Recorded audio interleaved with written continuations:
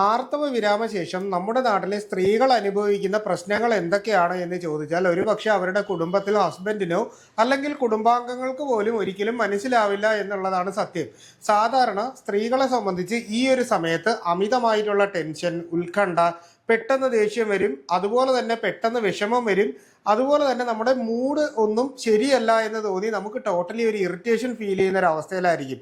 എന്തുകൊണ്ടാണ് അമ്മ ദേഷ്യപ്പെട്ടത് അല്ലെങ്കിൽ എന്തുകൊണ്ടാണ് ഭാര്യ ദേഷ്യപ്പെട്ടത് എന്നുള്ള കാര്യം പോലും ബേസിക്കലി മനസ്സിലാക്കാനുള്ള അല്ലെങ്കിൽ ഹോർമോൺ ചേഞ്ചസിനെ പറ്റി യാതൊരുവിധ അറിവും ഇല്ലാത്തതിന്റെ ഭാഗമായിട്ടായിരിക്കും ഒരു പക്ഷേ ഇത്തരം കാര്യങ്ങളിൽ വീട്ടുകളിൽ പലതരത്തിലുള്ള പ്രശ്നങ്ങളും ഉണ്ടാകുന്നത്. ഒരു സാധുവായ ഒരു സ്ത്രീക്ക് ഈ കാര്യങ്ങൾ പറഞ്ഞ് മറ്റൊരാളെ മനസ്സിലാക്കാനുള്ള ശേഷിയില്ലെങ്കിൽ അവരുടെ കാര്യം കഷ്ടത്തിലായി എന്ന് തന്നെ നമുക്ക് പറയേണ്ടി വരും. അതായത് ഈ സമയത്ത് അവർക്ക് ശരീരത്തിൽ ശക്തമായ ചുട്ടുനീറ്റലുകളും അതുപോലെ തന്നെ വേദനയും അനുഭവപ്പെടാനുള്ള സാധ്യതയും അതുപോലെ തന്നെ ജോയിന്റ് പെയിൻ അവർക്ക് പലപ്പോഴും ഉണ്ടാകാനുള്ള ഒരു സാധ്യതയും എപ്പോഴും വിയർക്കുന്നത് പോലെയും അമിതമായിട്ടുള്ള ചൂട് അനുഭവപ്പെടുന്നത് പോലെയും വജൈനയുടെ ഭാഗത്ത് ഡ്രൈനെസ് അതായത് ഒരു വരൾച്ച പോലെ അനുഭവപ്പെടുകയും ചിലപ്പോൾ സെക്സിനോട് തന്നെ അവർക്ക് ഒരു താല്പര്യമില്ലാത്ത രീതിയിലേക്ക് കാര്യങ്ങൾ കൊണ്ടെത്തിക്കുന്ന ഒരു രീതിയിലേക്കും അതിനോടൊപ്പം തന്നെ ഇവർക്ക് എപ്പോഴും ഒരു വിഷമം ബാധിച്ചതുപോലെ അതായത് എന്തുകൊണ്ടാണ് ഞാനിങ്ങനെ വിഷമിച്ചിരിക്കുന്നത് എന്ന് ചോദിച്ചാൽ അവർക്ക് തന്നെ പറയാനായിട്ട് കഴിയാത്തതുപോലെയും ഒരു കൺഫ്യൂഷൻ,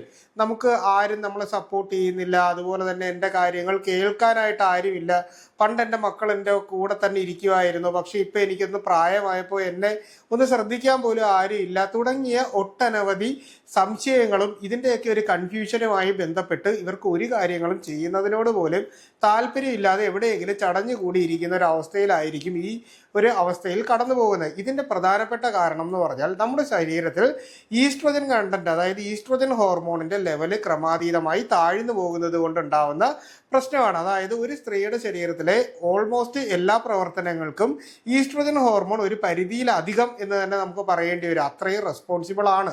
അപ്പോൾ അവരുടെ മാനസികമായിട്ടും ശാരീരികമായിട്ടുമുള്ള എല്ലാ ഉണർവുകൾക്കും ഇതിൻ്റെ ഒരു അപര്യാപ്തതയാണ് എപ്പോഴും പ്രശ്നങ്ങൾ ഉണ്ടാക്കുന്നത്. ഇത് നമ്മുടെ വീട്ടിലുള്ള എല്ലാവരും മനസ്സിലാക്കേണ്ടതും അവരെ സപ്പോർട്ട് ചെയ്യേണ്ടതും വളരെ അത്യാവശ്യമാണ്. അതിനോടൊപ്പം തന്നെ ഇന്ന് ഞാൻ പറയുന്ന ഈ കാര്യങ്ങളെന്ന് പറഞ്ഞാൽ ഈ ഒരു സമയത്ത് നമ്മുടെ ഫൈറ്റോ ഈസ്ട്രോജൻ അതായത് നമ്മുടെ ശരീരത്തിൽ ഈസ്ട്രോജൻ കണ്ടന്റ് തരുന്ന ചില ആഹാരങ്ങൾ ശരീരത്തിന് നോർമലായിട്ട് ഒരു ഹോർമോൺ പ്രൊഡ്യൂസ് ചെയ്യാൻ പറ്റിയില്ലെങ്കിൽ നമുക്ക് ആഹാരത്തിലൂടെ ഈ ഹോർമോൺസ് നമ്മുടെ ശരീരത്തിൽ എത്തിക്കാനായിട്ട് പറ്റും. ഇപ്പോൾ തൈറോയിഡ് ആണെങ്കിൽ ഗുളിക വാങ്ങിയിട്ട് നമുക്ക് കഴിച്ചിട്ട് ആ ഹോർമോൺ ബോഡിയിൽ എത്തിക്കാൻ പറ്റുമെങ്കിൽ ഈ പറയുന്ന ഈസ്ട്രോജൻ ഹോർമോൺ എത്തിക്കുന്നതിന് പ്രത്യേകിച്ച് വലിയ സോഴ്സുകളൊന്നും ഇല്ലാത്തത് കൊണ്ട് തന്നെ നമ്മുടെ ആഹാര രീതിയിലൂടെയും നമ്മുടെ ദിനചര്യയിൽ ഉണ്ടാകുന്ന വ്യത്യാസങ്ങളിലൂടെയും നമുക്കിത് തിരിച്ചു പിടിക്കാനായിട്ട് സാധിക്കും. അതിനാൽ തന്നെ ഈ കാര്യങ്ങൾ ജസ്റ്റ് നിങ്ങളൊന്ന് നോട്ട് ചെയ്ത് വെക്കുക. ഇത്തരം പ്രശ്നങ്ങൾ അനുഭവിക്കുന്നവരാണ് നിങ്ങളെങ്കിൽ. അതുപോലെ തന്നെ ഞാൻ ഇന്നൊരു മരുന്നുണ്ടാക്കി കഴിക്കുന്ന രീതി പറയുന്നുണ്ട്, ഇതും കൂടി ഒന്ന് നോട്ട് ചെയ്ത് വെച്ചോളുക. അപ്പോൾ ആദ്യം തന്നെ നമുക്ക് ആഹാരത്തിലേക്ക് വരാം. അപ്പോൾ ഈ ആഹാരത്തിലേക്ക് വരുമ്പോൾ നമ്മൾ കഴിക്കാൻ പാടില്ലാത്ത ചില ആഹാരങ്ങളുണ്ട്. അതിൽ ഏറ്റവും പ്രധാനപ്പെട്ടത് അമിതമായിട്ടുള്ള എരിവുള്ള ആഹാരങ്ങൾ, അമിതമായിട്ട് ഉപ്പുള്ള ആഹാരങ്ങൾ, അമിതമായിട്ട് മധുരമുള്ള ആഹാരങ്ങൾ, എണ്ണയിൽ പൊരിച്ചെടുത്തിട്ടുള്ള പലഹാരങ്ങളുടെ അമിതമായിട്ടുള്ള ഉപയോഗം. ഇതിലെല്ലാം ഞാൻ പറഞ്ഞതിൽ ശ്രദ്ധിച്ചു കാണണം, അമിതം എന്നാണ്. അതായത് നമുക്ക് ചെറിയ അളവിൽ കഴിക്കുന്നത് കൊണ്ട് അല്ലെങ്കിൽ മിതമായ അളവിൽ യൂസ് ചെയ്യുന്നത് കൊണ്ട് ഇതുകൊണ്ട് ഒരു പ്രശ്നവുമില്ല. അമിതമായിട്ട് മസാലകൾ ചേർന്ന ആഹാരങ്ങൾ നമ്മൾ കഴിക്കുന്നതും കാർബണേറ്റഡ് ഡ്രിങ്ക്സ് നമ്മൾ കുടിക്കുന്നത് കൊണ്ട് അതായത് പെപ്സി, കൊക്കക്കോള പോലുള്ള പാനീയങ്ങൾ, അമിതമായിട്ടുള്ള നാരങ്ങയുടെ ഉപയോഗം, അച്ചാറിൻ്റെ ഉപയോഗം, പപ്പടത്തിൻ്റെ ഉപയോഗം, പൊരിച്ച ഇറച്ചിയുടെ ഉപയോഗം മുതലായിട്ടുള്ളവ ഈ സമയത്ത് നമ്മുടെ ശരീരത്തിൽ ഒട്ടനവധി പ്രശ്നങ്ങൾ ഉണ്ടാക്കാനുള്ള കാരണമാകുന്നത് കൊണ്ട് തന്നെ ഇവ ഒഴിവാക്കിയതിന് ശേഷം ഞാൻ പറയുന്ന ആഹാരങ്ങൾ നിങ്ങളുടെ ഡയറ്റിൽ ഉൾപ്പെടുത്തുക. അതിൽ ഏറ്റവും പ്രധാനപ്പെട്ടത് മുട്ടയും പാലുമാണ്. ഇവ രണ്ടും നല്ല സമീകൃത ആഹാരങ്ങളാണ്. നമ്മുടെ എല്ലുകളുടെയും പല്ലുകളുടെയും ആരോഗ്യം മെച്ചപ്പെടുത്താനും ഈ ഒരു സമയത്ത് സ്ത്രീകൾ ഏറ്റവും കൂടുതൽ നേരിടുന്ന വെല്ലുവിളിയായിട്ടുള്ള നമ്മുടെ എല്ലുകൾക്കുണ്ടാവുന്ന തേയ്മാനം അല്ലെങ്കിൽ ബലക്കുറവ് അതായത് ഓസ്റ്റിയോപോറോസിസ് പോലെ എല്ലിൻ്റെ ഡെൻസിറ്റി നഷ്ടപ്പെട്ടു പോകുന്ന രീതിയിലുള്ള പ്രശ്നങ്ങൾ ഉണ്ടായി ചിലപ്പോൾ നമ്മളൊന്ന് ചെറുതായിട്ടൊന്ന് ചിറമ്പി വീണ് കഴിഞ്ഞാൽ തന്നെ നമുക്ക് ഒടിവ് അല്ലെങ്കിൽ ഫ്രാക്ചർ സംഭവിക്കുന്നതിൻ്റെയും കാരണം ഇത് തന്നെയാണ്. അതുകൊണ്ട് ഈ പറയുന്ന പാലും മുട്ടയും നമ്മൾ കഴിക്കുന്നതും ഒരു ഏത്തപ്പഴവും കഴിക്കുന്നതും ഒക്കെ നമ്മുടെ ശരീരത്തിന് എപ്പോഴും വളരെ നല്ലതാണ്.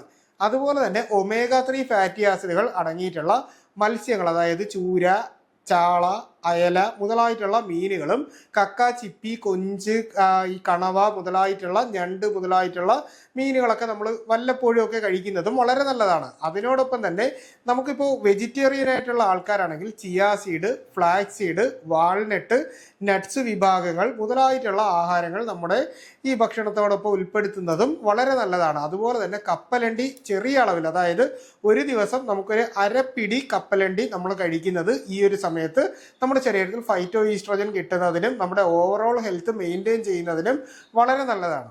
പിന്നീട് നമുക്ക് വേണ്ടത് ഫ്രൂട്ട്സ് ആണ്. അതായത് നമ്മൾ എല്ലാ ദിവസവും ഏതെങ്കിലും ഒരു തരത്തിലുള്ള പഴങ്ങൾ കഴിക്കുന്നത്, അതായത് ഓറഞ്ചോ ആപ്പിളോ മുന്തിരിയോ, മുന്തിരിയുടെ അകത്ത് ഫൈറ്റോ ഈസ്ട്രോജൻ കിട്ടുന്നതാണ് കേട്ടോ. അപ്പോൾ മുന്തിരി, മൊസാമ്പി, അതുപോലെ തന്നെ അവക്കാഡോ, ഏത്തപ്പഴം, തണ്ണിമത്തൻ മുതലായിട്ടുള്ള ഏതെങ്കിലുമൊക്കെ ഫ്രൂട്ട്സ് നമ്മൾ ഇടയ്ക്കിടയ്ക്ക് കഴിക്കുന്നത്, പേരയ്ക്ക നമ്മൾ കഴിക്കുന്നത്, ഇതൊക്കെ നമ്മുടെ ശരീരത്തിന് വളരെ നല്ലതാണ്. ഫൈറ്റോ ഈസ്ട്രോജന്റെ ഏറ്റവും മികച്ച ഒരു സോഴ്സായിട്ട് വിലയിരുത്തപ്പെടുന്ന ഒന്നാണ് സോയാബീൻ. സോയാബീൻ നമുക്ക് പയറായിട്ട് വാങ്ങിയിട്ട് കഴിക്കുന്നതോ അല്ലെങ്കിൽ സോയ ചങ്ക്സ് വാങ്ങിയിട്ട് കറിയായിട്ട് ഉണ്ടാക്കി കഴിക്കുന്നതോ ഒക്കെ നമ്മുടെ ശരീരത്തിൻ്റെ അകത്ത് ഫൈറ്റോ ഈസ്ട്രോജൻ കൊണ്ടുവരാനായിട്ട് സഹായിക്കും.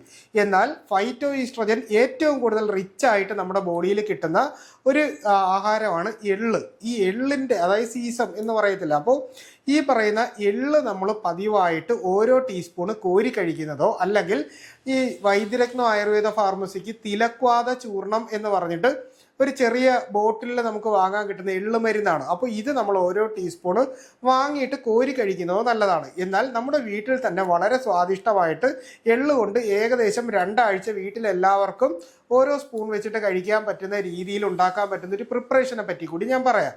അതിന് വേണ്ടിയിട്ട് നമ്മൾ എടുക്കാനുള്ളത് 1 കപ്പ്, അതായത് ഏകദേശം ഒരു 100 ഗ്രാം കറുത്ത എള്ളാണ് നമ്മൾ എടുക്കാനുള്ളത്. ഇത് കഴുകി നന്നായിട്ട് വൃത്തിയാക്കി ഇതിൻ്റെ അകത്തുള്ള പൊടിയും അതുപോലെ തന്നെ എന്തെങ്കിലും വേസ്റ്റ് മെറ്റീരിയൽസ് ഉണ്ടെങ്കിൽ അത് കളഞ്ഞതിന് ശേഷം ഇതിനെ വെയിലത്ത് വെച്ച് നന്നായിട്ട് ഉണക്കിയെടുത്തിട്ട് ഇതിനെ വറുത്ത് വെക്കണം. വറുത്ത് വെക്കുന്ന സമയത്ത് ഇത് പൊട്ടിത്തെറിക്കാനുള്ളൊരു സാധ്യതയുണ്ട്. അതുകൊണ്ട് ചെറുതായിട്ടൊന്ന് വറുത്ത് വേറൊരു പാത്രത്തിലേക്ക് മാറ്റി വയ്ക്കുക.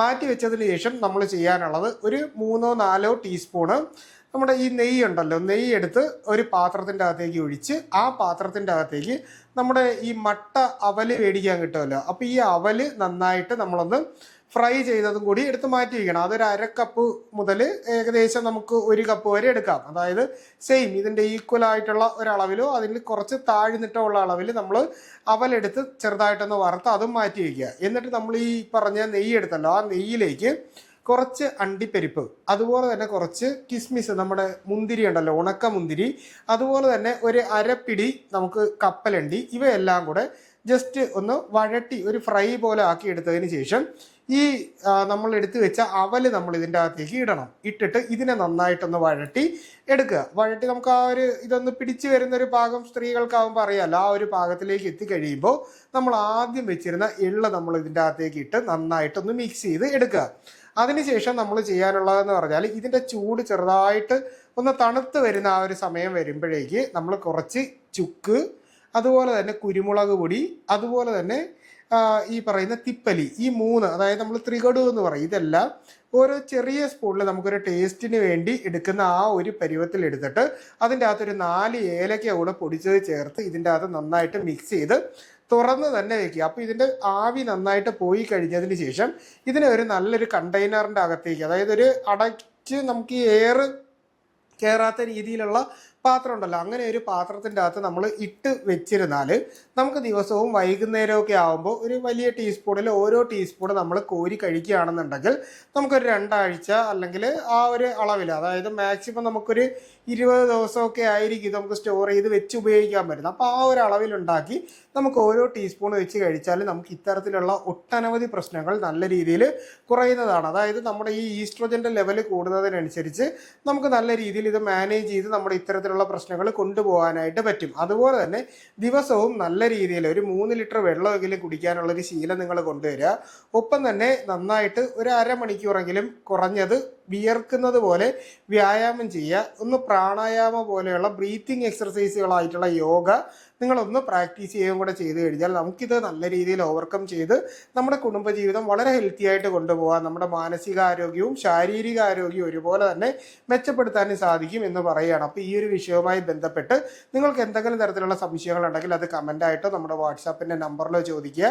കൃത്യമായിട്ടുള്ള റിപ്ലൈ നിങ്ങൾക്ക് കിട്ടുന്നതായിരിക്കും. അപ്പോൾ ഇത്തരത്തിലുള്ള പുതിയ പുതിയ അറിവുകളായിട്ട് നമുക്ക് വീണ്ടും മറ്റൊരവസരത്തിൽ കണ്ടുമുട്ടാം. അതുവരെ എല്ലാവർക്കും ഗുഡ് ബൈ.